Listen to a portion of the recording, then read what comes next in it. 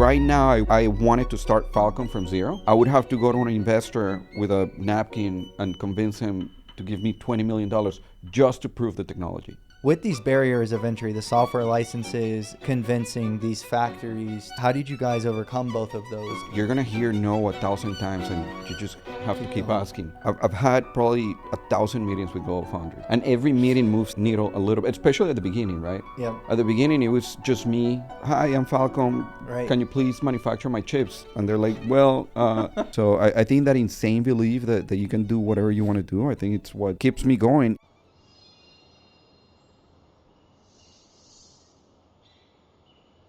Well, welcome to Under the Banyan Tree. I'm Sam, as the readers, listeners know. But why don't you guys both give a quick introduction and tell us more about Falcomm? All right. Do you want to go first? Yeah, sure. So I'm Greg Junick, head of growth at Falcomm.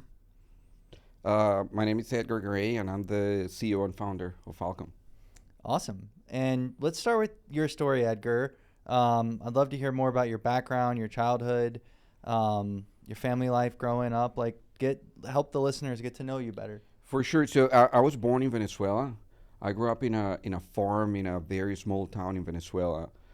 So my upbringing was working in the farm and helping around, and doing whatever it takes to help the family with the farm. Then when I was 18, I moved to the U.S. and then I started my journey here in this country. I first started, working in different, hotel industries and different jobs.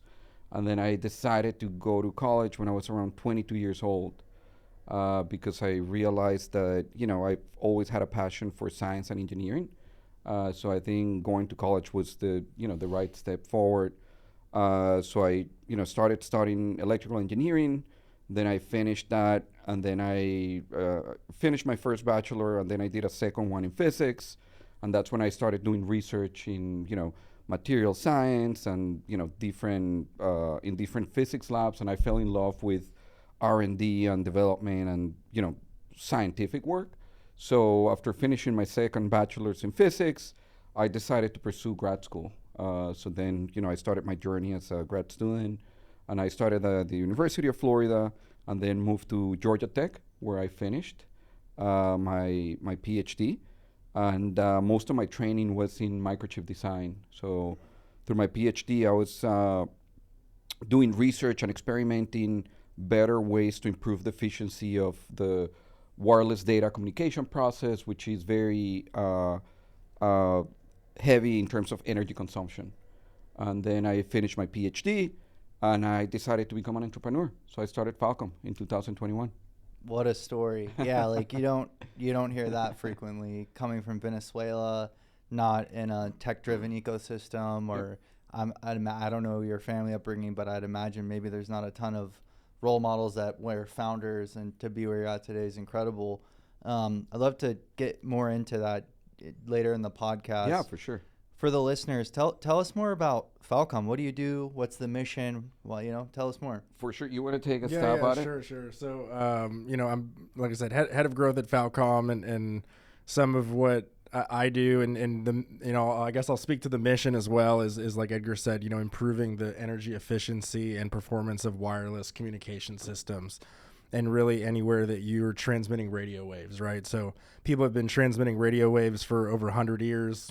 First time we communicated across the Atlantic Ocean was via radio, actually. They sent each other ones and zeros by basically, blipping a signal, and that was incredible. And since then, it's gotten more and more advanced and more use cases. World War II, radar got really big. Another use of radio waves that is very power intensive and generates a lot of heat. And so what we're doing at Falcomm is improving all those systems and really taking like really big swings at making huge, quantum leaps improvements in these systems rather than just kind of incremental improvements. Everyone's heard of Moore's Law, which a lot of people have relied on for many years to improve the circuits that they're using. But there's other ways to make them better as well that Edgar and our team have been exploiting. Yeah. I mean, I'm an investor in the company and very proud of that. Go under the hood a bit on dual drive technology, and even back to your background, I remember meeting you, something like $10 million of research was done, I believe, just in your PhD of resources to develop dual drive. You spun it out at Georgia Tech from your PhD program. But tell us more about that and what the actual results are for the end customer if they decide to use the technology. Yeah, for sure. I'll start from the beginning, right? So before Georgia Tech, before pursuing my PhD, I was working at the Army Research Lab in near DC. So our main mandate was to decrease the battery payload of the soldier, right? People don't realize this, but for a 72-hour mission, soldiers usually carry 50 pounds of battery load in their body. So that puts a huge constraint on them, right? Right. So part of our research is figuring out why first, right? The basics. Why are they carrying so many batteries? What is the main, electronic component that is draining this much energy, right? So we started looking at all the systems that a soldier has to, carry, and most of them has to be with communications, right? RF communications, GPS, anything that has to do with electromagnetic waves, even compact EW systems or whatever they're using. And then we started to look into those systems and figuring out what is the component that is the most energy inefficient or is drawing the most amount of battery power, right? And then we realized that it's a component called a power amplifier. Yep. Every radio system in the world that has an antenna has a power amplifier. Whether people are aware or not, we use thousands of power amplifiers a day.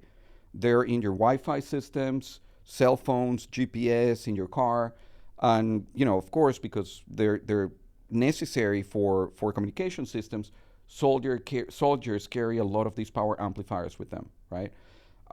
So we started looking into why are they so inefficient, and then we realized that every communication system in the world uses the power amplifier architecture that was developed in the 1930s at Bell Labs. So we're using a very old technology to deploy modern wireless communication systems, right? So that kind of became an idea, and that kind of became a mission for me to, hey, let's figure out how we can make the power amplification process more energy efficient. That way we can reduce, the battery payload of the soldiers, and we can improve communication systems across the whole board. So once I left, the Army Research Lab, I went to Georgia Tech with the sole purpose of figuring out a better architecture to increase the energy efficiency of these power amplifiers. So we started at the transistor level. We at Georgia Tech, we had amazing relationship with Global Foundries. If you guys don't know, Global Foundries is one of the lead U.S. Semiconductor manufacturers in not only in the U.S. but in the world. So we started a research program with them in terms of how do we figure out a better architecture, right? So we looked at the transistor and what were the kind of the fundamental issues with using a transistor in the power amplification process, and we came up with a new technology which is called dual drive, right? And we published in the top journals. We spent 8 years in the lab measuring, designing microchips, and really maturing this technology and demonstrating to the world that there is a better way to have a power amplifier. I don't know if there is anything that I'm missing in the story, but that basic idea turned into Falcomm. That was the conception of what we do at Falcomm. And zooming in to that, what are the hardest parts of designing and bringing a custom new way of doing power amplification in a market that old? Like, what are the biggest challenges with that? Yeah, so the semiconductor ecosystem, it's an ecosystem that is not made for small companies or startups, right? So first of all, you have to have software licenses to design the microchips, right? These software licenses, there are only one or two companies that sells these software licenses to design microchips. They're extremely expensive, and they're not, that's changing a little bit now, and also having a relationship with foundries that would allow you to manufacture with them, right? Usually semiconductor foundries, their main business model is to sell wafers, and they don't see a small customer as an avenue to sell large amount of wafers, right? Semiconductor fabs, they have to be, running at 100% capacity, otherwise they lose money. So it's really hard to get inside and ask them to manufacture for a small sampling volume. Assembling a team of people that, you usually need a team of people with expertise that have productized, semiconductors. So every angle that you look at what we're doing is probably one of the most difficult startups that you can think of, right? From the operational expenses to the expertise to building the relationship with foundries, semiconductor packaging guys, and you name it. Yeah, and I mean, just the when people think of startups, they think of speed and like efficiency and things like that, and it's very capital intensive to make a new chip, and it takes some time. So it's like a strength and a hurdle is like, okay, well, we're a small company and we're trying to do it faster and better than anyone has ever done, and then that kind of leads to like a question of credibility, right? It's like, well, how are you guys designing chips in 2.5, 3 months if everyone else says it takes 8 months, right? I mean, I was just on a call with a group that they're, some legacy chip companies that are a part of a project we're doing and some stuff like that. And when I presented the timeline of what we're doing, they were like, no, like this is too ambitious. This is crazy. Like implying that we don't know what we're talking about and questioning the legitimacy. And I had to say, no, like we just, we've got thousands of chips in production right now that were designed in a tighter timeline than this. And part of that is necessity, right? We're venture backed, we're small, and we're trying to make a big splash and take swings that are going to be home runs, not make it double, right? The other thing that I wanted to add is that we also leverage the university system, right? I spent 8-9 years at Georgia Tech. If you count the lab, the facilities, all the money that went into developing the technology, right? You're talking about, $10-20 million, right? So if right now I wanted to start Falcomm from zero, Yep. I would have to go to an investor with a napkin and convince him to give me $20 million just to prove the technology, right? So in a way, we're lucky that we're in the U.S. and there is a university system that can do that and allows for research, and not only for fundamental research, but for people that can take that fundamental research and create companies and businesses and jobs out of it, right? So Georgia Tech has been an amazing partner. One thing that I would say that Falcomm is the first company to ever get investment from Georgia Tech. Wow. Georgia Tech has never invested in a startup until Falcomm, and I think that relationship shows in the products that we're able to create because of a university like Georgia Tech. So Yeah, and I think that I've met the Georgia Tech Foundation team, and it seems like they're much more focused on venture, and you helped open that door for them because they saw that, hey, we should be providing more than just the inner school system capital that's already built in, like you said, but once that founder is ready to go leave and commercialize, we should give them a boost, give them some money, and help them go iterate further, even outside of the purview of our doors necessarily. Yeah, that's true. And also there is a change in mentality in terms of, 10, 20 years ago, universities would trust a professor to go and do a startup. Right. But usually that doesn't work because the professor they still want to be a professor. Right, they're trying to do both. They try to do both, and Right. as probably better than anybody, if you're a founder, you have to work, Right. 16 hours a day just focusing on the startup.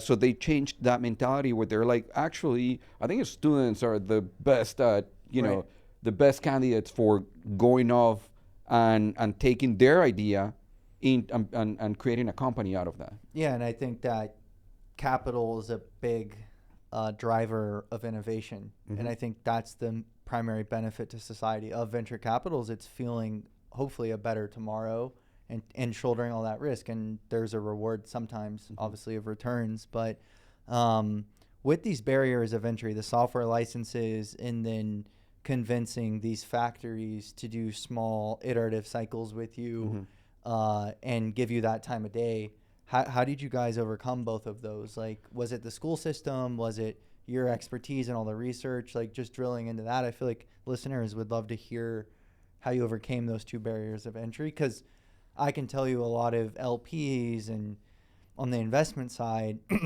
even a lot of firms that are trying to move into investing in AI infrastructure still share that similar view that Greg shared of like, how is that possible? How are you able to even make a dent? How is your chip more performant? Yeah, than, people say like, well, if you could do it, then Google would have done it already, right? And then Qualcomm, right. Exactly. So drilling into those barriers of entry, how did you remove those?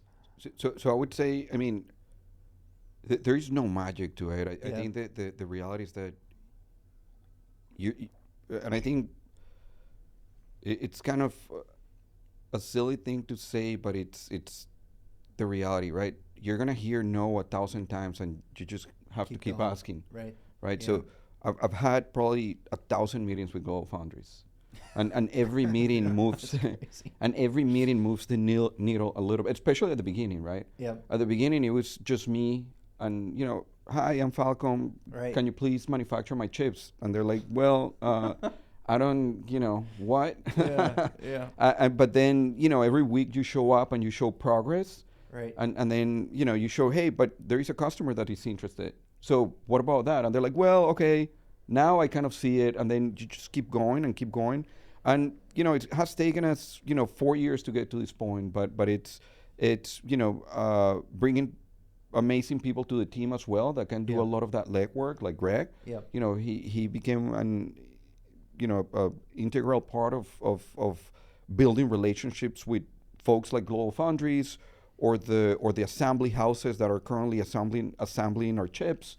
And I think you've seen it firsthand, where it's just you have to show up and keep showing up and keep asking. Yeah, you just have to beat on doors and take the no's and make incremental progress and be proud of it, and it all adds up and snowballs, and it's you and that's where the momentum comes from. Is I think it's like a snowball effect, and no one's looking, and it's sure, and then suddenly it's big and it's moving fast, and people take notice, and they're like, oh, like where'd this come from, right? And then it almost is like it's like as it gets easier and it gets faster and Right. But one thing that I would say is that at the end of the day, it's human relationships. Yeah. So making sure that you create champions within specific companies and organizations, then can go inside and and root for you, right? There's a lot of people that are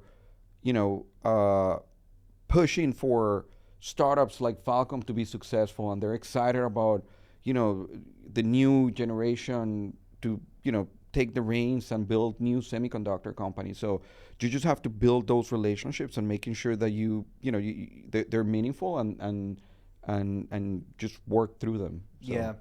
Yeah. I mean, I definitely agree. Trust compounds, and keep doing what you say you're going to do, and eventually it's like, how can you ignore that? It sounds like a lot of that's just perseverance and grit.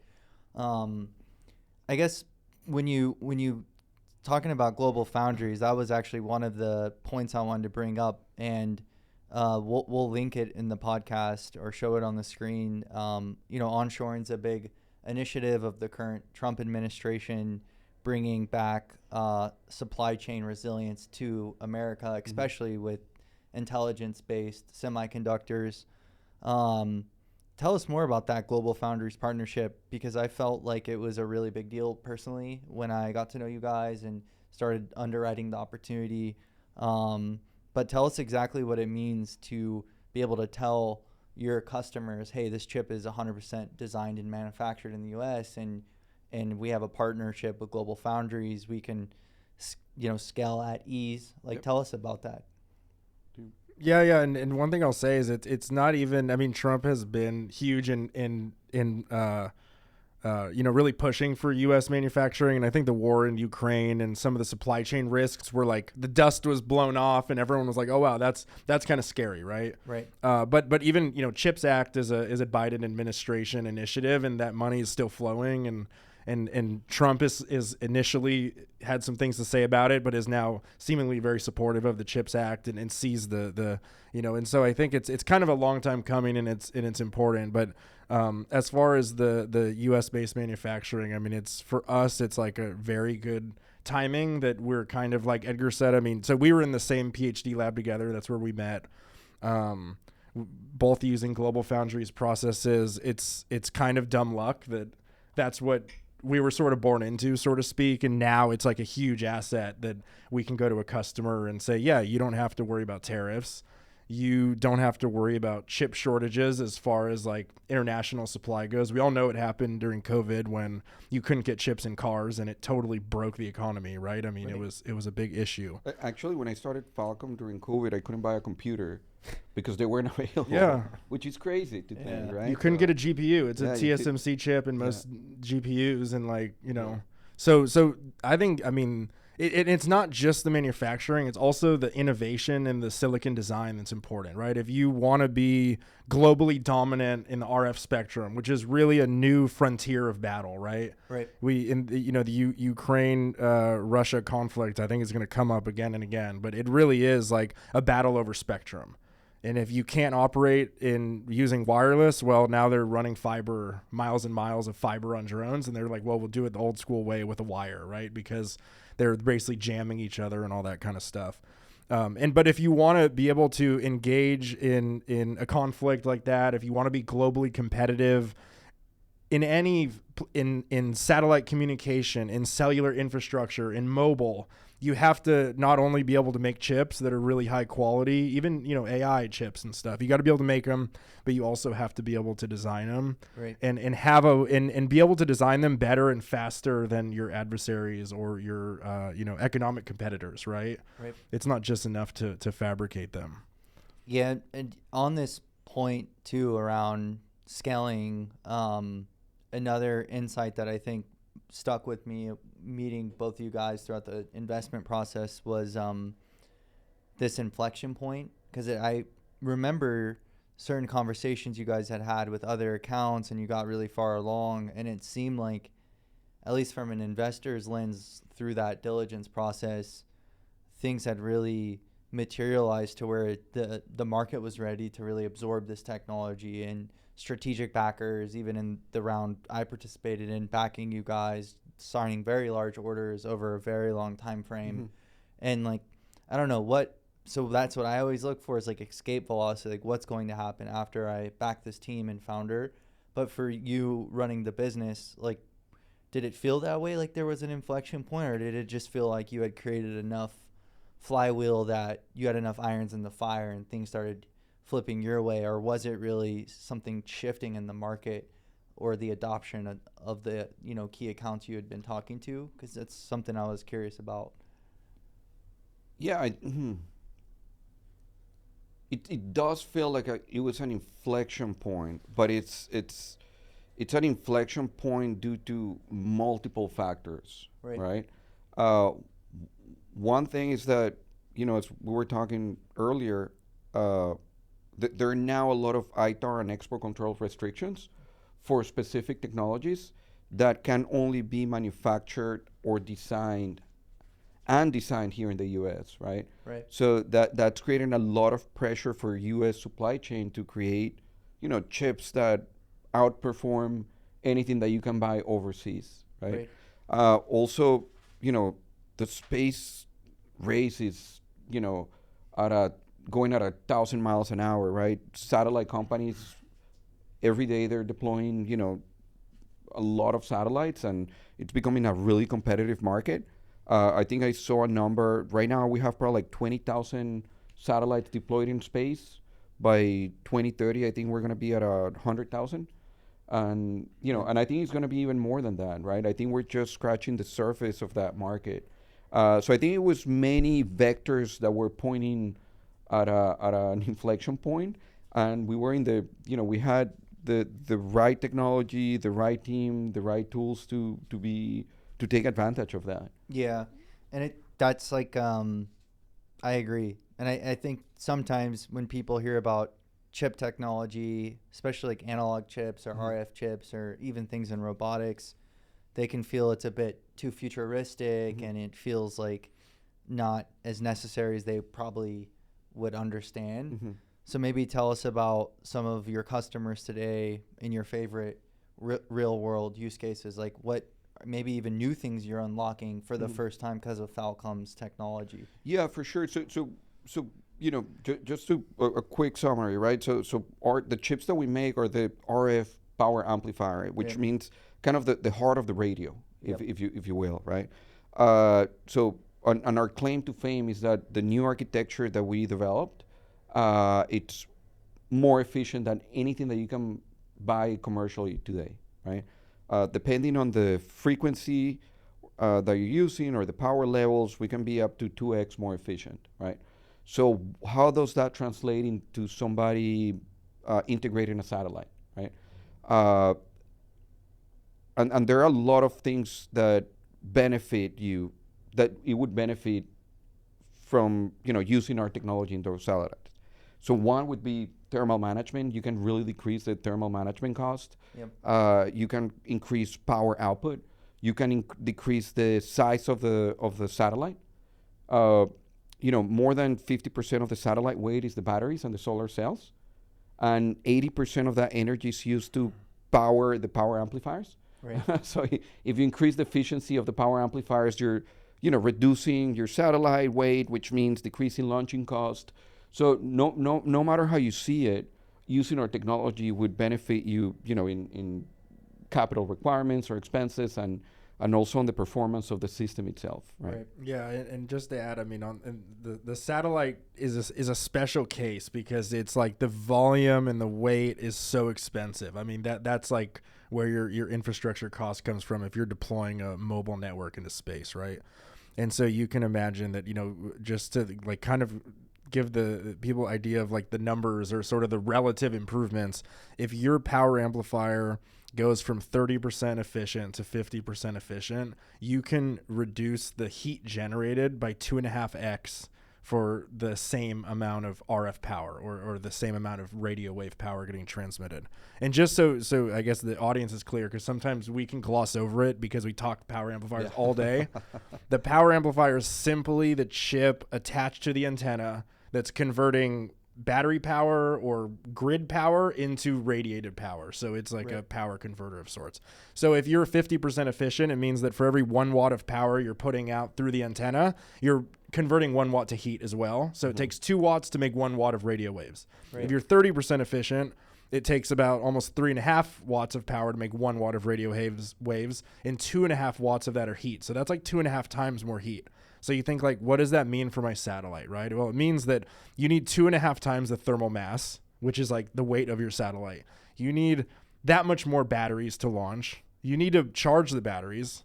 So you need that much more area and solar panels. So now the volume and weight of your satellite is like potentially 2.5 times as much, right? Well, if your satellite's like twice as, if you can cut the size by half, now you can launch them for half the cost. And then if you can afford it, another thing is like the capacity of a satellite. So like how much revenue you can generate per satellite depends on like how long can you operate it before you have to turn it off to cool down or to recharge. Like that's it. That's the bottleneck.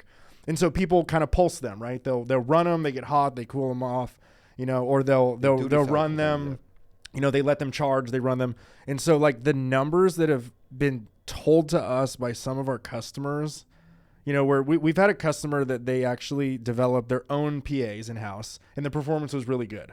And we're like, oh, it's pretty good, Right. And ours were like marginally better. Like you're talking 5-10% better. Mm-hmm. And so I wanted to just talk to the customer and be frank. And I'm like, okay, we're 5 to 10% better. Like, do you care about that? Like, is that enough for you to like just say, well, we develop our own chips. We're not going to use them. We're going to use yours and we're going to redesign our bird. And he's like, yes. He said, and on this project alone, every 1% improvement in efficiency is worth $5 million a year in throughput.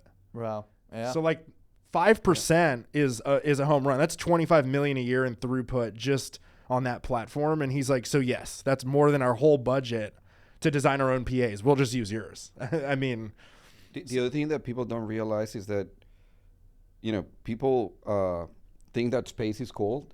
But the reality is that you don't have, the particles are really far apart, so it's impossible to get rid of heat. Or it's There's no air, It's really hard to get rid of heat. I'm curious how they're planning to put data centers in space. Yeah. So that. Yeah, so they have a lot of thermal mass and radiators. And radiators to be able, so it's really expensive and complicated and So that's why I think the satellite market has been so receptive For of your our technology. technology. Yeah. On this point too, you know, something that stood out to me when I think on the first caller I met you, I think you said something like $200 billion a year of power cost goes into running the 5G networks. Yep. And with AI coming online, in my phone, I can't even imagine across all my apps how many LLMs are being triggered. Yeah. Yeah. Whether they're running locally on the phone or going up into Yep. probably a cloud network somewhere. Yep. But, we're early days here. Like, I still think there's a lot of AI coming online. How are you guys going to help solve that problem? Like, even in like the phone market, for example, because I think wireless is an interesting use case for you guys. Yeah, for sure. So one thing that I don't know if you guys remember, but 2020, 2021 is when 5G millimeter wave was going to be deployed. Right. It never caught on. Like it was never deployed. Only in specific cases, like maybe train stations or stadiums or things like that. Really And specific use cases. really High specific. volume, small area. Yep. Yep. But the reality is that it wasn't deployed as people expected at the beginning, because the power amplifiers weren't good enough, right? The reality is that millimeter wave, it's higher in frequency, so it's around 30 gigahertz, which is pretty high. Right now, cell phones, let's call it, they use 1 to 2.5 gig, so it's 10, 15 times higher the frequency that we use. So it's really hard to generate RF power where you have enough energy efficiency to develop cellular towers or newer cellular platforms, right? Because then you need a lot of water cooling, and then there is a lot of FCC regulations and things like that. So it was never deployed. So, that means to us is that there is, a need for the technology that we're developing that could, unlock some of these markets, right?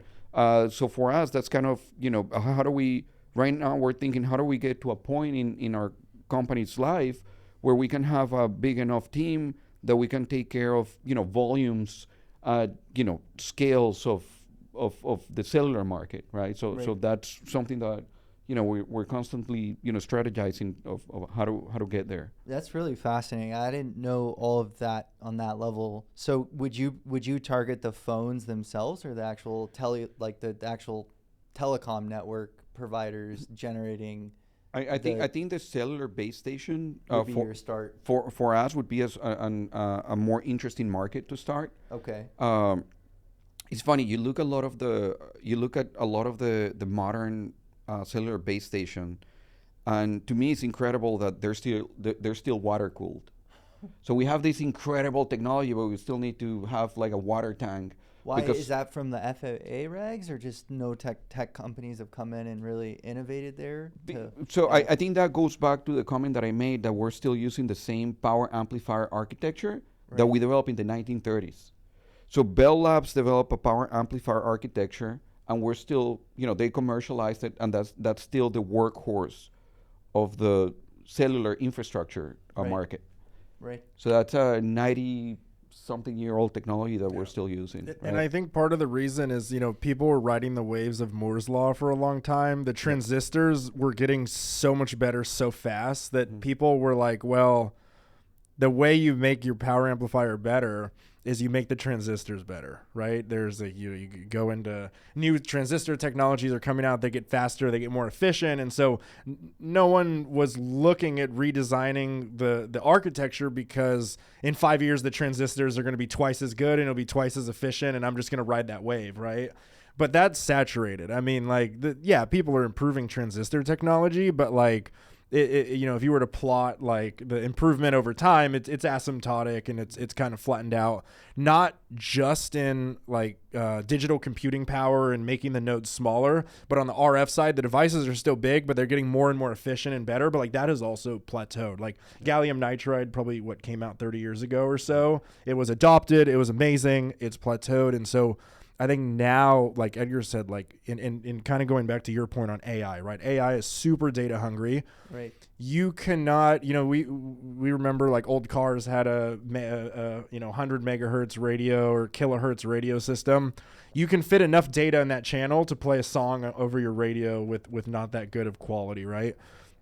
You go up to like gigahertz level, you can maybe transmit YouTube videos and stuff like that. You want to feed a data center, you want to harvest data from mobile devices all around the world, you need like really high bandwidth. So basically the higher frequency you go, the more data you can fit in a channel, the more it's like more throughput, right? But it comes at a cost, which is power efficiency, path loss, things like that. And so people, have ridden the wave of the transistors getting better, that's saturated. And so now we're kind of, I think, at the cusp of like, well, the place where you need to look is innovation at the architecture level and how you design them, not just making the transistors better. I mean, that always helps, and we take advantage of better transistor technology, but the way we're beating out our competition is like our focus is not just on that, it's on innovating at the design phase. So one thing that I was going to add is that I don't know if you guys remember in the 90s when we were buying computers, the processor speed was like the number one thing that you would look at, right? Right. It's 900 megahertz, then 1.1 gig, 1.2, all the way to 2.5 to 3 gig, and that kind of saturated because they couldn't make the transistor faster. The digital guys figured out that, okay, we can have the same speed, but we'll do parallel computing. And that's how they fixed the transistor speed issue, right? Because they couldn't keep going up into the frequency. More the clever speed. architectures. They couldn't clock the transistor faster, right? For RF power amplifiers, the parallel computing wasn't the answer, and because the semiconductor industry doesn't have a lot of startups in the ecosystem, they just stood still, waiting for something to happen. Yeah. And the reality is that in 2010, 2015.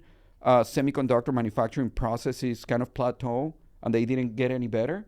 And then, since then, people have been waiting to, how do we fix the RF communication problem? Right. And I think, that's another vector for us that it's been kind of on our side in terms of timing for the innovation and the technology that we have and that we're commercializing. And the expertise. Yeah. Yeah, I agree. How, and we've talked about this, but how does AI play a role in manufacturing the chip? Like, tell us more about that and some of the things you're working on. For sure. This is kind of a really exciting focus area that we're working on.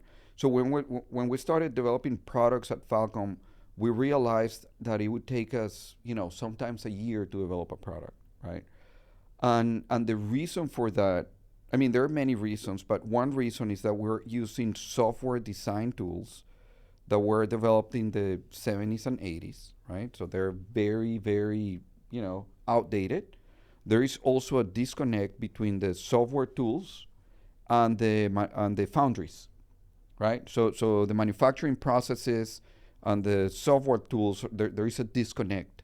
And it's kind of an open loop, right? So it's kind of very difficult to design chips quickly, and then once you get them, it's really difficult for the measurements to match the simulation data.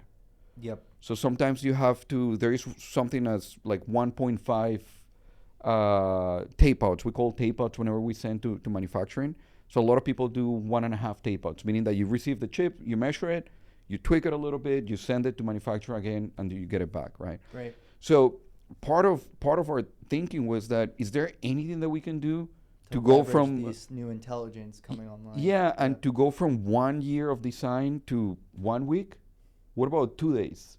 Can we, we know the architecture, we know that what we're designing. Most of the time we're spending doing electromagnetic simulations, electromagnetic optimizations, a lot of a lot of simulations that, to me, it seems that AI would do a way better job at doing that optimization super quick than us clicking in the old school software tools that we use.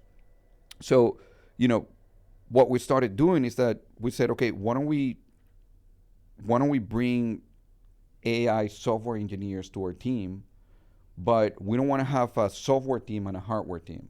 Why don't we just put them all in the same room, create super quick feedback loops between the hardware guys and the software guys, and try to figure out how do we go from 1 year development to zero design time. That's our goal, zero design time, right? And you know, I'm a hardware guy, so to me it's been kind of magical to see what AI can do in terms of hardware design. And I'll be the first one to tell you, as a hardware designer, every time somebody would bring up AI, I would roll my eyes, because that's what hardware people do, right? We're better than anything, any tool that you have, right? So, but seeing the amazing progress that building, the right AI tools and the right foundation models is doing for our design flow speed. We've gone from probably 9 months to a couple of weeks design time now, right? Yeah. And we're doing this together with foundries. So we're building foundation models specifically for manufacturing processes that we're using, right? And we're training them on, electromagnetic structures and on the nonlinear behavior of the transistor, and, on all the things that go into designing power amplifiers, and getting amazing results. Yeah, and I think the tools traditionally are they're trying to replicate physics, right? They're thinking about the problem and particles and thermodynamics and like putting enough hyperparameters on this physics model that like eventually they're capturing every single particle's effect in the transistor, and it's really computationally expensive, and it models the behavior of the device, but in a reactive way, where if I do this to the device, what happens? Okay, now if I do this to the device, what happens, right? And you build your circuit, and that's kind of how it works. But really it needs to be, I think, flip the other way, where we say, I don't need to model every single atom in the transistor. I just need to know how it behaves. Yep. And so taking a behavioral approach to the problem is more efficient and way more meaningful, because what do we care about? The behavior of the circuit, not how many atoms are flowing through the channel of the transistor, right? So I think that's one like difference in how we're thinking about the problem and the tools we're building, and like in doing these things efficiently, and making sure to focus on like the goal, right? The goal is the behavior of the circuit, the performance of the PA. I want to model the PA's performance, not what's going on with the atoms, right? And then the other thing is that because the traditional tools are like reactive, it doesn't help the designers converge on a design fast. It just tells them what the answer is for the design that they've presented, but it doesn't help them like, do I make a left or a right turn at this point? Like, how do I make it better? But the behavioral model can suggest things to the designer, or actually guide them towards an optimal solution, because the model knows what it's trying to do. It's trying to make a device that performs well, right? And so that's another difference, is it's like that now the designer has help, right? They're getting superpowers where like, we know as humans, like one or two things we can kind of think about, okay, right? The trade-off between like, how much you spend and how much you save, like that's easy to understand. But what if there's like 10 different things that all have complicated effects and interdependencies? The traditional tools, you just tweak those 10 things and it tells you what will happen. But the new tools, it knows how all those things work together and how it affects the behavior, and it guides you in the correct direction. And so now you can explore the design space much more effectively, instead of just like playing Minesweeper and just like looking every which way. You actually just are intelligently converging on a solution, but also you can now like find, solutions that you would have never found otherwise, because you didn't have the time to look, right? If we spend 10 years on a PA, you can make it better and better and better every year. With an AI tool, you can get all that performance in like a week or two. And so that's the difference. And I think right now, like the transistor is like, a lemon, and you can squeeze some juice out of it, and people say it's good enough. And so they ship the design and they sell it to their customers. What we were doing is like squeezing it harder, getting more performance out of it, and then showing our customers, look, it's better. But it can be expensive to design in that way. But now with these AI tools, we squeeze every single drop out of the lemon, and we do it faster than anyone's ever done. And so now you're getting like, you're actually taking advantage of everything the transistor has to offer. And that is like, that's what you want, right? You want a design that's like taking advantage of every single lever and turning them just right to give the best product possible. So with the AI chip design, just summing this all up and maybe oversimplifying it for layman's terms, it sounds like what the AI is doing is combining hardware and AI disciplines, software engineering, big data, AI disciplines, I'll just call it that. And you're basically able to say, in different environments and situations, how would this potential design decision affect the performance of the chip? And what used to take you actually needing to ship that tape out and test it in all those scenarios and get the data back, what used to be 8 or 9 months or even longer and lots of money and time and commitment, you can now do in a simulation environment using the AI, because the AI, to Greg's point, can keep so many more variables in mind and balance those all out. And you know, that's kind of how you guys are leveraging that technology to actually drive a faster iterative cycle for the chip. Yeah, I think that's correct, and I think. Or what did I miss? I mean, Yeah, that's no, kind of like, I think that's really important. Yeah, I think that's correct, and I think the main point is that, you know, an AI software team doesn't know about chip design, No, they don't. and a chip designer doesn't know what are the software possibilities that would help him design the chip. Like, how do I simulate this at the maximum ability of the AI's capabilities? Yes, right, and exactly. So I think bringing those two Disciplines together and making sure that you create hyper fast feedback loops in terms of the development process. Right. It's been amazing for us in terms of the progress Right. on developing these new tools. Right. I mean, the parallel I see in my portfolio is certain companies building inference hardware technology specific for inference, like highly specialized inference chips. Like, they're now producing revenue and performance that used to take literally $400 or $500 million in funding, 7 or 8 years of people just slugging away at it in other competitive specs. Like the other two key competitors, like they're outperforming them, driving more revenue and doing that with like 20, 30 people and literally less than 1/5 the funding. Yep. And I think that is a truism that I'm seeing emerge, is like AI is changing chip design.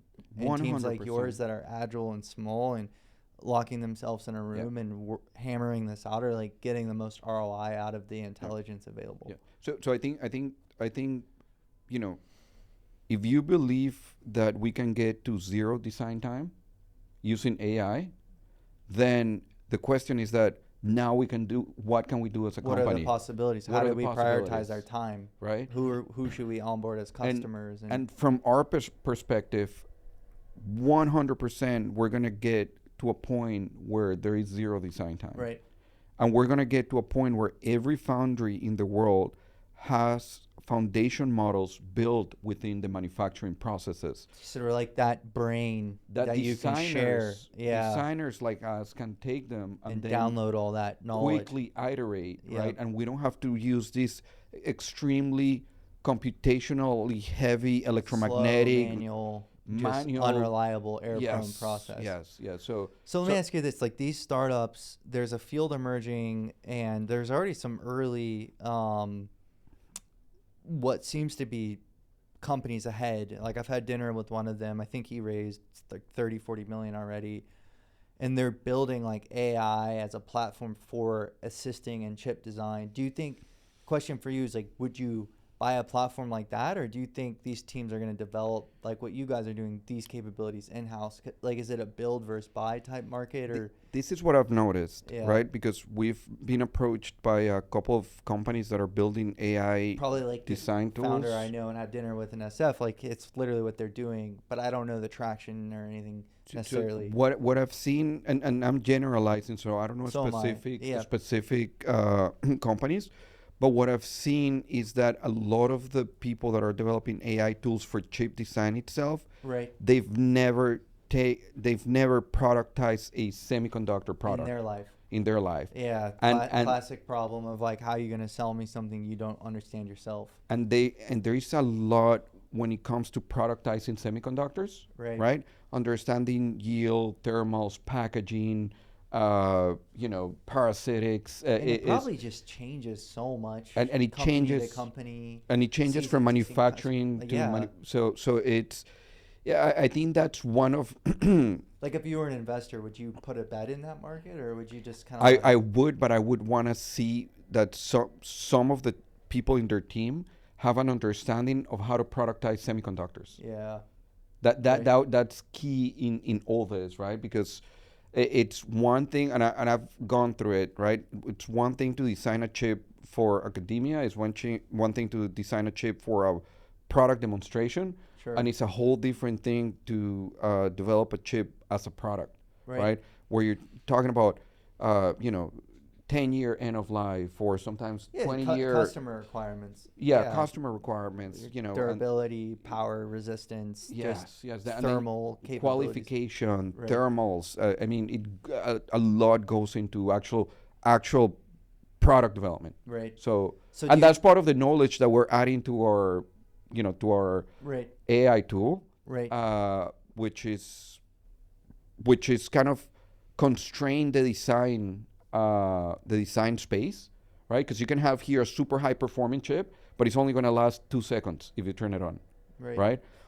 So you have to constrain it in terms of, there's some electromigration rules and there's some manufacturability rules that if you don't follow, then 50% of the chips are going to fail and things like that. So adding all that knowledge and having a team that has the knowledge of productizing, it's key into building these next generation AI tools.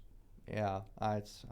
And maybe I gave away the secret. No, well, I mean, like, you could just pass on this question, but do you guys plan to sell that to other people, or do you think it's just going to be an internal secret sauce type deal? So I think I love the analogy that you gave of the business cards. Remember? No. Oh yeah. Okay. Because when we succeed with our tool, I think we're gonna put our competitors out of business. Right. Right. How do you keep up on that sprint timeline? Durability, the quality will be. If I can get a customer to give me their technical performance specifications, just tell me what you need, right? And then a week later I can have a chip. Yeah, so it's and the analogy is essentially, it used to be like, let's say you wanted a custom business card like 15 years ago, right? You'd probably have to call up a firm or an artist or someone, a consulting business.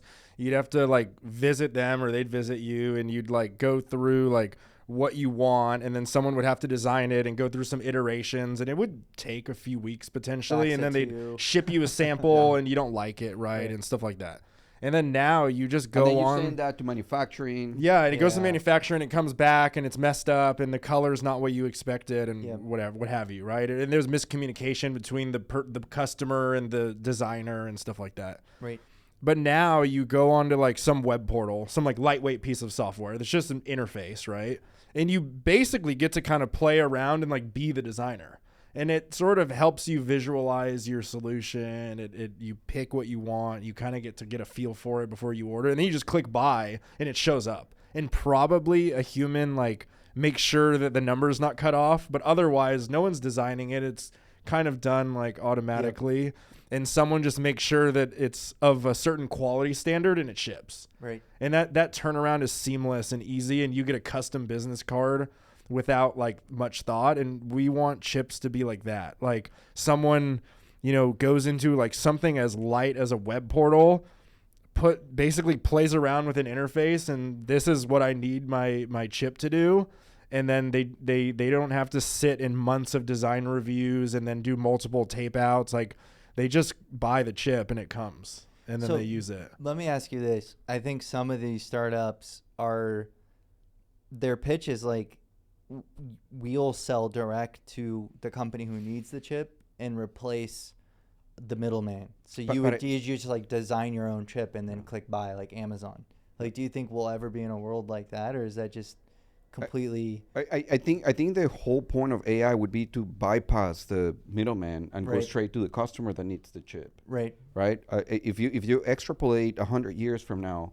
Like, do you think NVIDIA could be replaced by AI just in the customer, and that's it? There's no more sort of in the foundries in the middle of that, and that's it. Like there's no more even Falcom, like there'd be no more third party expert crafting it. Like I don't think so, but I think that's like the provocative lens that some of those startups are pitching is like, we're going to completely revolutionize how chips. For sure. I think it depends on the complexity of the chip. Fair right? enough. Like more simple chips, maybe you could get away with that. So we're going from a perspective that, RFPA chips, the level of complexity, if you compare it to a GPU or a CPU, it's like far more complex.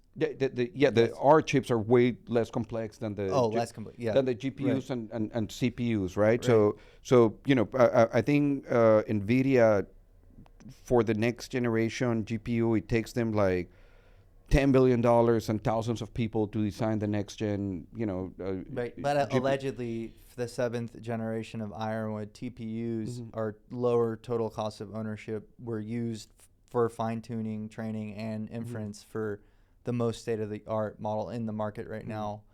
And allegedly, there's like over $1 billion in orders on those, and like they're for the first time on par ahead of like the latest generation NVIDIA servers. So like there could be maybe a market tilt happening there. Yeah. I don't know if that's like going to play out. I mean, NVIDIA is the king of the market.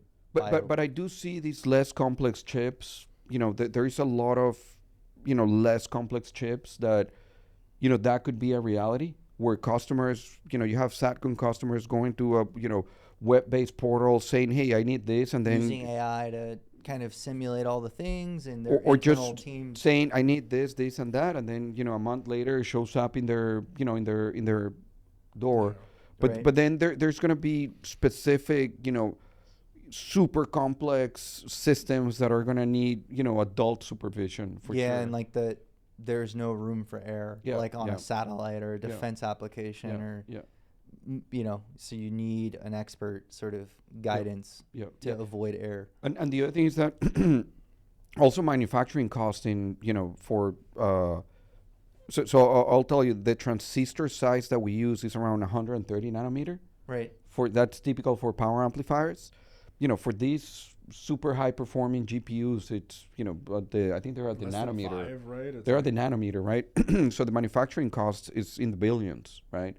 So that's one of the great things about the chips that we make, that they're not super hyper expensive to manufacture. Yeah, I mean that was actually one of my questions, like the graveyard of failed attempts of semiconductor technology. There's been so many things that didn't work out, and I think it depends on what quarter and what year you would have asked, pulled like a lot of venture capitalists in a room, they'd have very different sort of like views on the space, because there has been a lot of innovation that kind of led to nowhere from a returns point of view. So like with what Falcomm's doing, how do you guys avoid that fate? How do you sort of like, and what keeps you up at night? I mean, that's like I think something listeners would love to hear. Yeah, for sure. But I think I think so from the investor perspective, I think sometimes there is a misconception of capital requirements for different types of semiconductor companies, right? Like you're over the general, like if you think everything's an inference chip that has a tape out of 7 years, then you're already misunderstanding the RF market. Yeah, exactly. So if you think that our manufacturing cost is going to be the same as NVIDIA's, then there is a knowledge gap there, right? So I would say that. And in terms of failed semiconductor startups, I think we would have to look at the numbers, but in terms of SaaS software, your argument would be it's kind of the same. base rates are about the same, the and same. the return profiles. The thing is that the reality is that NVIDIA, I think right now is the biggest. It's most more valuable. It's more valuable than all of big pharma combined. And that's a microchip company, right? So it's kind of an argument, but it's also kind of not an. In my portfolio, it's a fun job because I have biological computing, diamond cooling for servers. Biological computing is a new form of computing that they're working on. Analog computing, ultra low latency inference endpoint technology through a distributed network. Another one's doing distributed compute and making a play on that. Um, 3 different types of inference chips. One's neuromorphic, one's transformers based, one's using algorithmic math. So those are all they're all just very different principles. Right now I'm looking a lot at like photonics, both on chip for memory and for networking. And looking at a lot of deal flow there. I've been looking at like AI for chip design and looking at stuff there. So I would understand if an investor's like scared away by this stuff, but yeah, you're right. You have to like go in like forgetting everything you kind of know to relearn what's important and have that curiosity, or you're smoked as an investor. I don't think you'll have a shot on infra today. Yeah, and I think it's an exciting time for hardware, to be honest, especially with new AI tools that allow you to design faster and do stuff like way more creative. And the barriers are dropping. Yes. Like we spoke about at the top, like what were those barriers, and they're dropping, but that what isn't dropping is the expertise. Yeah. And you know, this is something that we talk about in the office a lot. Yeah. You know, right now, you know, we're talking about, hey, U.S. dominance in terms of manufacturing and semiconductors and things like that. But I think where we have to focus in terms of dominating, it's creativity and coming up with new technology. Yeah, exactly. Right? You just have better tools now. So what can you go solve now? Yeah, I think that's how you win and create market value. Yeah. So I think that's our strength, and that's not to say that we shouldn't focus on manufacturing. Right. But you know, focusing also on creating startups like Falcomm, where they're bringing value to, you know, different markets, and they're creating technology that it's going to be super competitive in different markets. So I think, you know, I'm excited about the future. I wanted to ask you this too, because I think this is a great question for you. Like you took a different path than maybe, and I have founders in the portfolio they've done this different ways. Like you finished your PhD. Sounds like you guys met in that program, so you guys got to know each other through that. You know, actually finishing a PhD and staying disciplined and going the course versus the dropout at like 20 or 21 years old, or I dropped out. Yeah, so okay, you're the dropout. He finished. So, like, he's a stronger man than me. What are the pros and cons? And I have back founders that have done both. And what advice would you give to students or, you know, people who want to be founders but are still in school today? Like, would you stay or would you go? Because there's so much opportunity, yet it seems like a lot of what helped you succeed as the leader of the company was all those things we talked about. Yeah, I think it depends on on your field, right? I think if I was an undergrad student and I dropped out, there is no way that I had the knowledge required to do what I'm doing right now. Doing anything meaningful in the field. Yeah. In microchip design, I mean, there is a you can take advantage of grad school and undergrad to learn whatever you need to do what you want to do, right? Now, maybe on the software design side, that's a skill that you can learn quickly and right. Especially with AI now generating 80% of the code. Vibe coding and things like that, and you can have an MVP ready to go in a month, and if that's valuable to people and you can show some traction, then, you know, go ahead and do it. Right. But yeah, it depends on the industry. I had always more of the scientific engineering mindset, so I always wanted to do something super hard and keep learning. Right. So that's why I kind of stuck to it, right? Because I you know, if I had to do it all over again, I don't think I would be able to work on a dating app or something like that. Yeah. Right. Yeah, right. Even if it was extremely successful, I you know, in my core, in my nature, I want to solve really difficult problems. That's where the fulfillment's at for you. That's where sustains that focus. Yes. So that's for me. That's right. Yeah. Yeah. That makes sense to me. What for both of you guys, like what companies do you want to emulate, or other founders? Like where do you guys as a team and culture like draw motivation from? I mean, one that I do is NVIDIA and Apple in the way that Apple, because they co-design their hardware with their software, which enabled them to produce these like incredibly fluid, smooth, high performance user experiences that like it wasn't because only the operating system, like Microsoft was doing OSs, and it wasn't just the chipsets like Intel, right? By doing it together, you're able to like, Service the like customer it's better. like it's perfectly matched, and like you're getting every ounce of performance out of your hardware and your software because they're co-designed. NVIDIA is like, they had these, these chipsets, but I think a large reason they're successful is because they also created systems for their customers to use the chipsets effectively. Like, they weren't just giving it to you and saying, figure it out, because then you're going to use it suboptimally. And then you're going to be like, well, this isn't as good as this other product, even though maybe it could be better, but you're using it wrong. They made sure their customers were successful. And so I like to think that one thing, we're doing to emulate them through our initiatives in software design, the way we serve our customers, the way we try to build our relationships with our customers is like, your success is our success. Like, even if my PA is the same as my competitors, I can make it better for you because I can make sure that you're using it more effectively and making sure it's the right product for you, and that it's like perfectly suited to what you're doing, and helping you like select the right product and design around that product effectively. And that that includes everything from the software stack to the digital, like the RF, the PA is like at the antenna, but there's a lot that goes on behind the PA that impacts the PA's performance.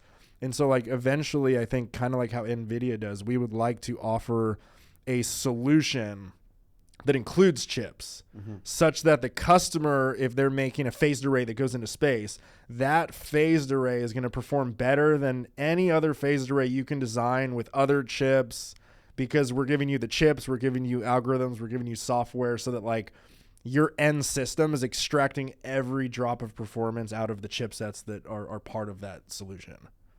Love it. You brought this up, and I didn't know if I'd have time or if we were going to get into it, but with the software side of the business, like you mentioned, NVIDIA and CUDA, obviously that's been a thorn in AMD's back, trying to constantly catch up with the versatility and just better performance that the CUDA ecosystem offers, running in training or inference, and the flexibility. How does that look when you're in the RF market, like the software component of the RF chip, like, and packaging that to your point right now, like what does that look like for your customers? How many discussions you guys having about that, or how important is it? Yeah, so a lot of the systems that are being developed right now, or next generation communication systems, they're based on antenna arrays. Yeah. Meaning that you have a platform that has, multiple antennas, right? And also it has multiple PAs, right? And what happens is that you have a signal that goes into each PA and antenna, and you're able to steer the angle of communication, right? Basically like a laser, right? There is a lot of software and digital overhead to control that signal, right? And that also consumes a lot of power, right? So we're working on some initiatives where, there's some kind of how to reduce the digital overhead and how to reduce the power that you're consuming to steer that RF signal. Yeah. I don't know if you wanna- And then just to add to that, it's like that, but also like the way if you have a PA that has a certain performance profile, it likes to be at a certain power level, it likes to operate kind of, at this frequency and not as much at that frequency, that you can like bias the device through your signal processing to make sure that you're as close to that optimal operating point as possible more of the time. And so like you could like ignore the PA and just like go with kind of the generic answer where you're just doing the thing that everyone does and you'll get, X performance. But if the PA prefers to be skewed to the left a little bit, you'd rather operate it in that way. And by offering like a complete solution, those things can be co-designed. And I think that's where there can be additional value added, where like, yeah, like those algorithms are really good because like when paired with our PA, if you use it with another PA, it might not work as well. That's not what it's for, right? Right. It's like bespoke. It's made for that hardware. Got it. Oh, that makes sense. Like coupling it thoughtfully and helping them make those optimization decisions seems like very valuable to them. And we see it as a next step where it's like, okay, NVIDIA, right? They produce these chips, they're amazing, and people are catching up, right? So there's got to be a next thing. There's got to be more value that you can add to your market. And that's, I think for us, like, yeah, I mean, if we show the world that like there's a whole lot of performance to be gained by designing chips the way we're doing it, people are going to work on the same thing. They're going to do it. They're going to see the value and go after it, and the gap will shrink, right? Right. Inevitably. But okay, well then there's more, right? There has to be more. That's how you grow. Sure. And so like we think about it kind of ahead of time. We're like, yeah, we have an advantage right now, and we're exploiting it, and that's what makes our product marketable. But as the But what can be our advantage? what in yeah, 5 like how do we years or in keep 10 adding years? advantage? How do we keep being better? Yeah. Makes sense to me. And on that, getting better and thinking about the future state, what if you guys, instead of talking about the future, if you could go back, like in the past, what would you avoid? I mean, I'd imagine 4 or 5 years into this, you've got a pre-seed round, seed round done, Yeah. more rounds coming. Like, Yeah. what would you do differently? Oh man, that's a long list of. I mean, we got to help the next generation out. Yeah, I would say whenever you're putting a team together, don't focus too much on experience, but on attitude. Yeah. I think attitude is the number one trait that any early stage founding team should have. Right. At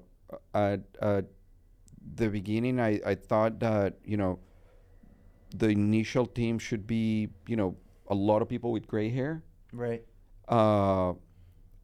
Especially in this industry. That's what, That's what you're accustomed to seeing. yeah, accustomed to see. The semiconductor industry, unfortunately, is an aging industry.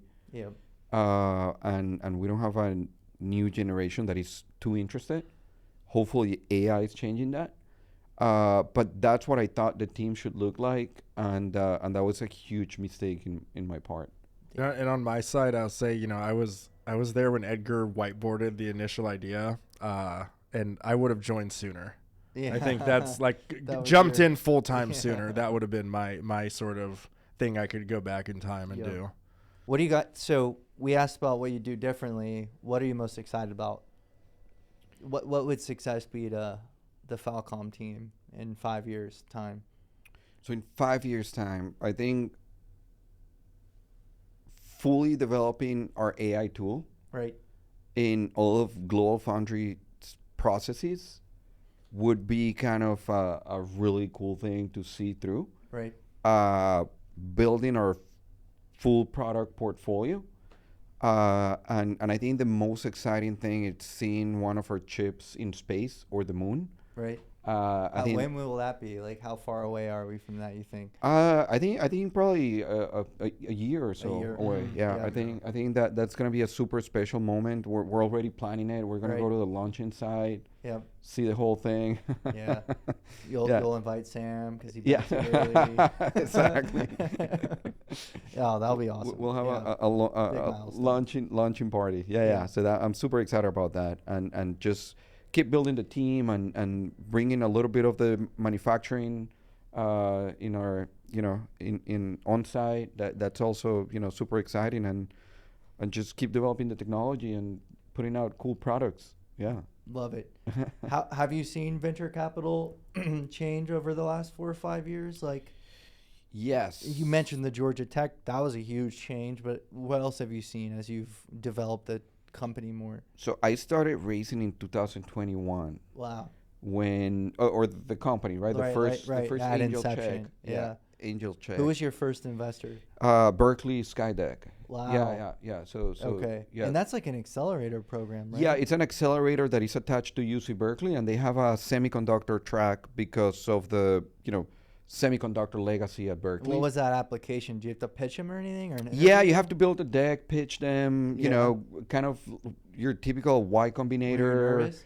Yeah, I was. Yeah, hell yeah, I was. I didn't know. I recently I looked at my pitch for them, and I'm like, Did oh you? man, that was so Made embarrassing. that mistake. Yeah, and it Yeah. looked very like university, like Yeah. school, like class Like a presentation. PhD type deal. Yeah. But hey, you Yeah. have to start somewhere. Yeah, you do. Yeah. But yeah, in 2021, it was back when 0% interest rates. If you guys remember, so a My lot. stock portfolio remembers.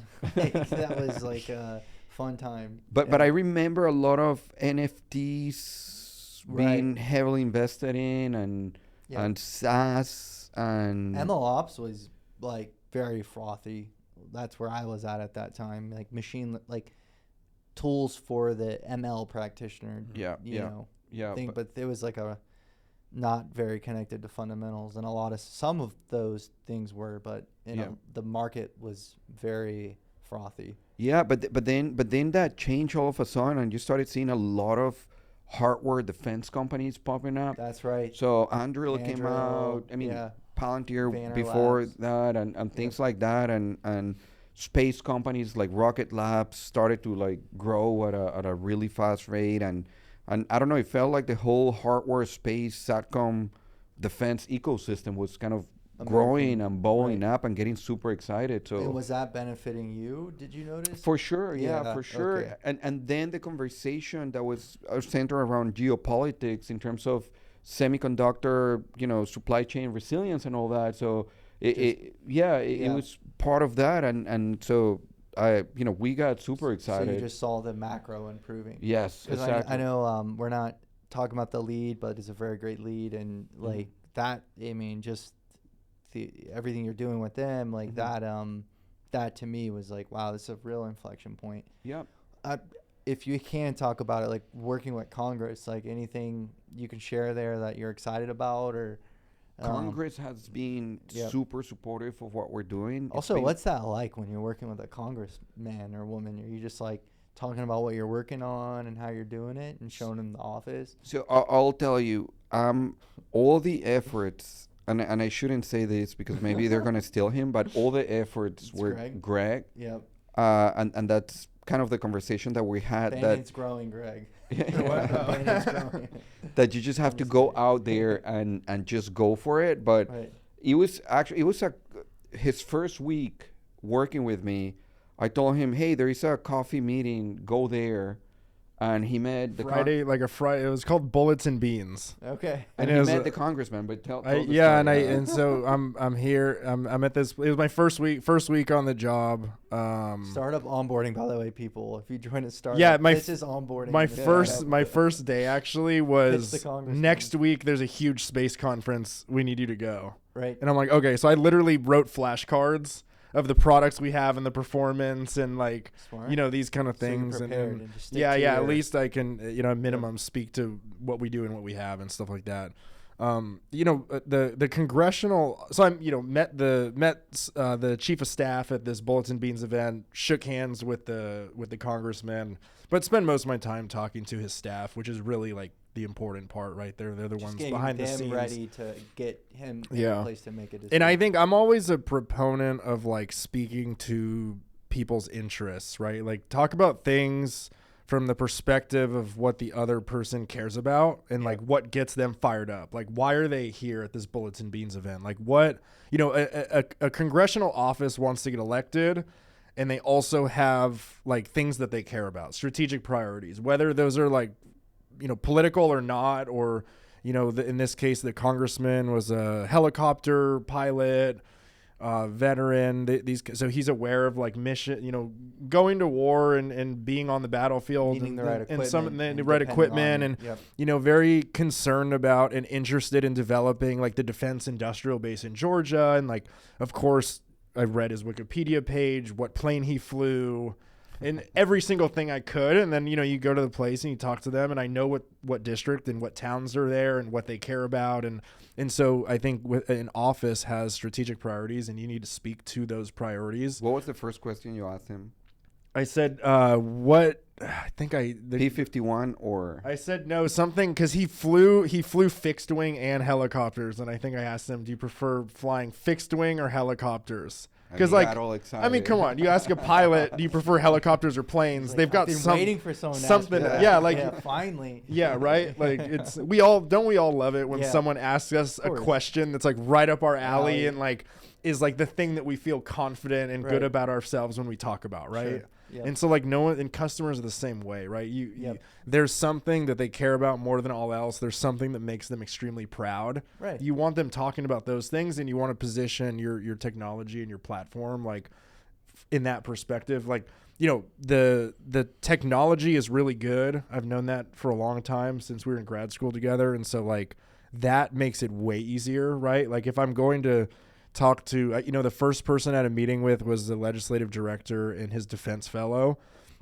And I pitched them on the technology. I spoke on, like the advantages it provides. And those are all real advantages that it's easy for me to get excited about. And so like having a good technology to start with where you're not selling snake oil, like you're selling something good. Well, like if you have like a miracle, it's not hard to sell it, right? You just have to get in front of the right people, make sure you're telling them the right things that they care about. No one cares about power added efficiency. Right. What they care about is like, how much farther is my drone going to fly? How much more money am I going to make? How much easier is my project going to be as an engineer? Like stuff like that, right? Right. Engineers seem to not care about money. People in, CTOs and things don't care about engineering, right? So like making sure to you're talking to the right people and you're saying the right things and stuff. But the government, we're good. The government, I'm not a government affairs person. This is my first time working on a congressional ad or a program increase. And so like one thing that's been really nice is to see that like the government does work for the people. You can go to DC right now and walk into any office and they will spend time talking to you. I'll have to try that. Swear. I mean, really, it's. Yeah. He went door by door. I went door to door at one point because I just wanted, at a minimum, I was like, if, the defense budget's like $1 billion. There's thousands of lines in it.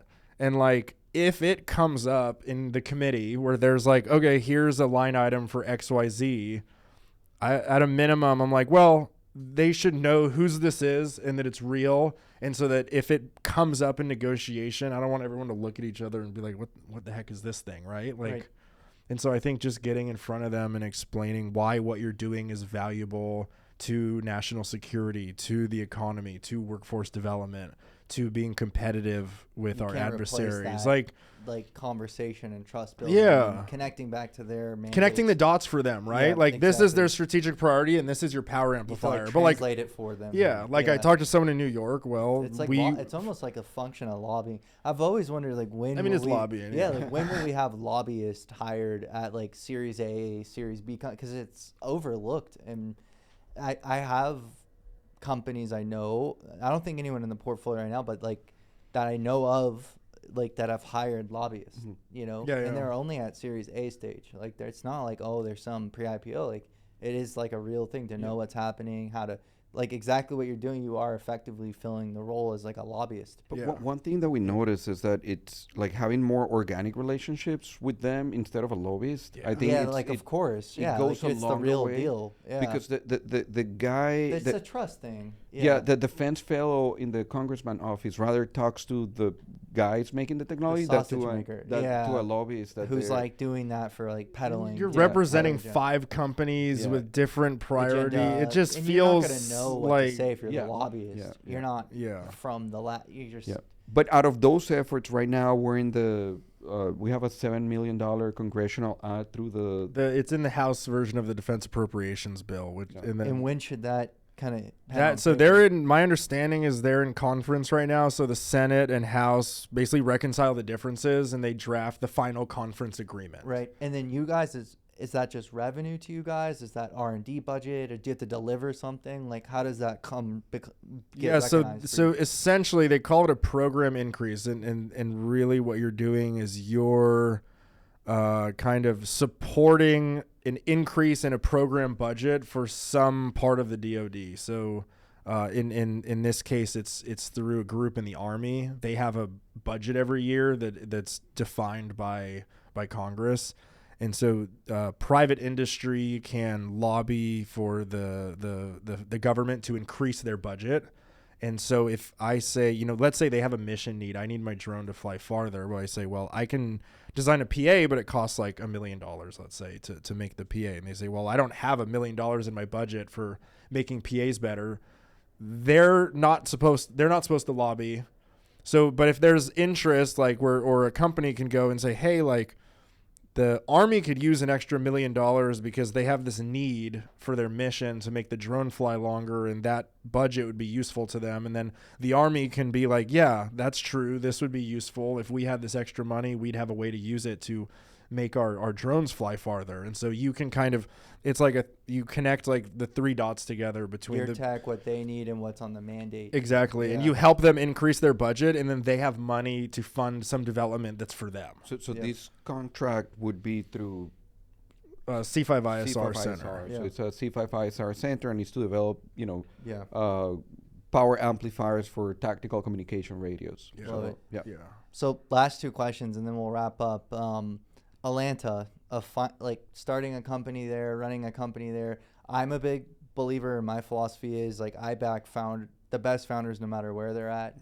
Like Germany, Italy, France, Atlanta, Chicago, and I'd have to think a lot in SF, obviously. But like is sort of a stigma, like if you're not in SF, like you're not in SF, like you're missing out, or like so what's that Atlanta tech scene like for you guys, and some of the benefits you've enjoyed? Because I know them, but it'd be great for you to tell your story about that. Yep. So I'll tell you, the first 6 months of Falcomm, I was in San Francisco, and all the meetings were through Zoom.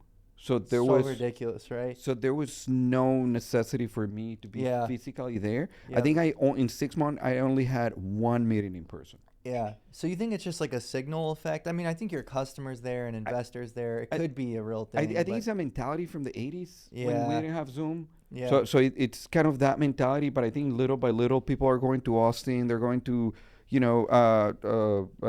Nashville, they're going to Atlanta, and here, New York City, and people are realizing that maybe I don't need to be in San Francisco, maybe I don't need to be in Silicon Valley, maybe I can, for us, I'll tell you, one, Atlanta is a great city. Right. It's affordable. Yep. Right. So if we pay market salary rates, it's like the best job in town. Do you want to, pay $10,000 a month for a studio, or you want to, live comfortably in Atlanta? That's what I mean. Right. Yeah. Not only that, we have Georgia Tech, which is, top 3 in the nation in terms of electrical engineering. I think we produce the most AI software engineers in the country for the top 3, Google, Meta, and I forgot the other one. Microsoft. And Microsoft. Yeah. So our talent pipeline is amazing. We've had 3 people moved to Atlanta because of Falcomm. So love it. A part of our process when we're interviewing people is that we fly them to Atlanta and we show them the city. We kind of, because you also want people to be happy where they are, right? And you want them to be the right decision for them in terms of Falcomm, but also in terms of the city, right? Because you don't want an unhappy person hating where they are, right? But it has worked amazingly so far. I think people are happier. It has not been negative in my perspective. I don't know if you've seen otherwise, but that makes sense. Yeah, it does. And I've lived in SF, I lived in New York, I've spent a lot of time in Utah, I've spent a lot of time in Tel Aviv and London. So I mean, like I said, in my deployment strategy with capital, it's like I'm looking for the best founders that have an extremely unique and unfair advantage, which in your case, you guys clearly do for all the reasons you just mentioned. And then wrapping up, like back to your childhood in Venezuela, and what advice would you give to people from your community that are growing up like that to emulate you? Like, how did you do that? What we could just end the podcast there, but I'd love like if you got to talk to them and young Edgar trying to figure it out, like what advice would you give? I had an insane belief that I was going to be sitting here one day. Just believing in yourself. Yeah, I had to like an unrational extent. Like, I'm going to make it. To the point that you don't know if it's delusion or the only thing keeping you going. Yes, but since I was very young, probably 7, 8 years old. But where'd that get cultivated from? Was it something you went through? Was it your mom or dad believing you? Was it a book? Like, where did that So my mom was an extremely hard worker. Right.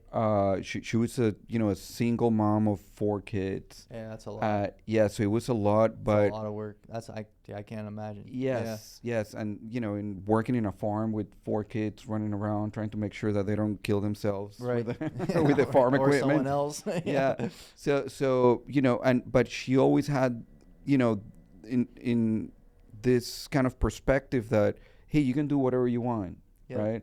I remember I loved, comic books, and, and also reading Popular Mechanics was the magazine back then. Yep. And my mom would always buy it, and I would see flying cars and things like that, and I would tell her, hey, I want to work in a company or build a company one day that it's building robots or flying cars. And she's like, well, do it. Right. Why not? Right. If the guy in the magazine did it, he's the same as you. He's made of the same bones and muscle and tissue that you are. That's so right. get up and do it. So I think that insane belief that you can do whatever you want to do, I think it's what's, keeps me going. Even in grad school, right? When I was finishing my PhD at Georgia Tech, I remember telling people that I'm going to build a semiconductor company. No, I think the last time we heard of a semiconductor company was like 20 years ago. How about founded in Atlanta? Yeah, exactly, like- right? Yeah. Like, was that 20 or was it ever? Has that ever happened? No, and especially with somebody that doesn't have industry experience, right? Like you're not necessarily, like you're not from Intel, Foundries, or Qualcomm wherever, or TSMC. Yeah. Right. So and I remember those conversations and my friends being like, hey, the we look don't, on their face. we don't want you to be heard, but Yeah. just right. why don't you? There are millions of jobs that you can do and be happy. And I'm like, no, I think I'm really gonna build a meaningful semiconductor company. So yeah, it sounds like for you, it like your life's work has come from that self-belief and your mom believing in you and seeing early on like you had this vision that you wanted to build something in mechanics. You probably didn't know it was an RF chip at 8 years old. Yeah. But that just continued to be the fuel to drive you, because even in your PhD program in Atlanta, Georgia, just what comps are you going off to go do this? Yeah. Like, And even as a once I decided to do it and I got the first angel check and I went through the incubator. It's like, who angeled next? So you get Skydeck, they give you like $50K or what was it you said? So Skydeck 105. 105K. Yeah. So who put money in next? So then I was still a solo founder and I got a contract from a space company. Okay. To do some studies and designs. Yeah. And I remember that I got the contract and I didn't even have a computer. So I was like, oh man, now I need to get the computers designed and tell my buddies to help me design for my PhD and all that and put it all together. It was like a typical, from a movie, building the startup, like, going to Best Buy, seeing what you can buy and things like that. But even through that process. Was that the first thing you bought with the 105K? Yes. So it's a laptop. You might need that. Yeah.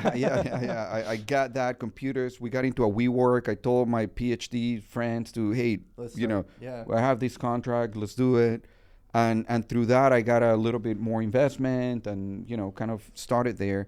But going to the self-belief part, even when you're doing well, you're going to hear no, 20 times a day. Yeah, it's just a part of the game. So it's just a part of the game. So if you don't keep with that self-belief and going on and just keep going and going and going. What else is going to push you? Yeah, there's nothing else that you need. But I've known you a decade now, and I'll say like you will never give up and thrives off of the pain, I think. I'll never forget running into you. You were doing the company and finishing your PhD at the same time. Yeah.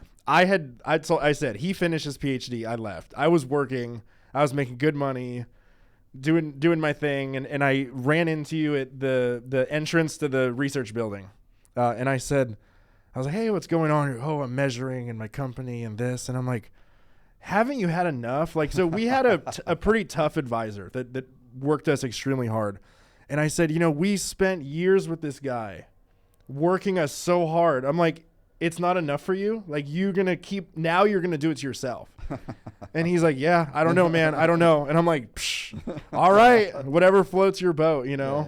And now here I am doing it with him. Right. I'm convinced. Right. But like, seriously, I mean, just incessant Right. work ethic and attitude towards it. Just like you like to stare pain in the face. Yes, that's what I enjoy. But I the do most. think that for nearly all successful people that did something that changed any version of the status quo, like that does seem to be like the consistent part of it is like there's just, I don't like the phrase chip on the shoulder, but there's this like drive that it's not determined on what anyone else thinks. It's purely within, and it only like accelerates if there's rejection. Yeah, for sure. And for sure. it can accelerate with like acceptance or like gratitude or people being like happy and fulfilled, but it either way, like that thing is just going. Yeah. And it seems like that's like a requirement to be a founder of anything like that's meaningful, is like you have to have that internal sort of locus of drive.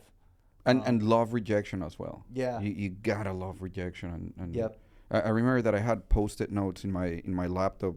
I would just write no and put them everywhere. Right. And just be like, be comfortable with no. Just to frame your Just psychology to like not be affected by it. Just be comfortable with no and you'll be fine. Yeah. Do you ever like give yourself rules like I'll only like mule on this 10 minutes or an hour or like one night, or like if something does go wrong, like have you developed any mental models to deal with rejection, or if like a great hire quits or something bad happens, I don't know, like, or is it just more like it just flows off you at this point? I think I'm pretty good at just letting it go and just move forward.